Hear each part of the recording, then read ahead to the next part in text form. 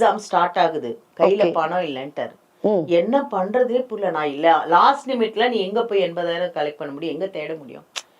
என்கிட்ட ரொம்ப tight position ஆயிட்டு. அப்போ ஒருத்தவங்க சொன்னாங்க, விஜய் சேதுபதி ஹெல்ப் பண்றாரு, நிறைய குழந்தைங்களுக்கு எல்லாம் ஹெல்ப், படிக்கிற குழந்தைங்களுக்கு எல்லாம் ஹெல்ப் பண்றாருன்னு சொல்லிட்டு நான் 2 வாட்டி போயிட்டு வந்தேன். பாத்தியா? அவரு உள்ளே விடல, நான் ஆபீஸ்லயே விடல.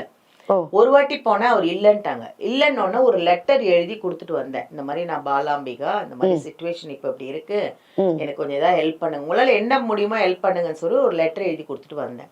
திருப்பியும் ஒரு வாரம் கழிச்சு எனக்கு ஒருத்தர் போன் பண்றாரு, மேடம் அங்க சார் இருக்காரு, நீங்க போங்கன்னாங்க. நானே என் டாக்டரும் 2 வீலர்ல போய் நிக்கிறோம். அவர் கார் நிக்குது, ஆனா அவர் இருக்காரு ஆபீஸ்ல. என்னை உள்ளே விடலையே. சார பார்த்தாதானே நீ ஏதோ ஹெல்ப் கேட்க முடியும். அவர் இல்ல, அவர் இனிமேதான் வருவாரு, பாம்பேல இருக்காரு, ஆனா அவர் கார் அங்க நிக்குதா, அந்த நம்பர் எல்லாம் சொல்றாரு, இருக்கு, ஆனா கார் இருக்கு, அவரும் அங்க இருக்காரு. என்ன உள்ளே விடலையே, நீ எப்படி பேசுவ? அந்த ஆள் இப்படி நின்னுட்டாரு, உள்ளே போக விடாத அளவுக்கு நின்னுட்டாரு.